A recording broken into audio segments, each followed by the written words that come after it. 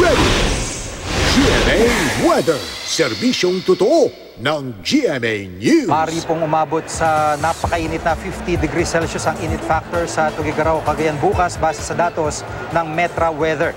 Nasa 49 degrees Celsius naman ang init factor na inaasahan sa Cabanatuan, habang 45 degrees naman sa Dagupan, Pangasinan. Sa Visayas, pinakamalinsangan sa Cebu at Catarman na may damang init na 41 degrees habang 40 degrees sa Iloilo. Sa Mindanao, maalinsangan sa Jensan na may 42 degrees at 41 degrees naman sa may Cagayan de Oro, Malaybalay at sa Davao ang inaasahang init factor.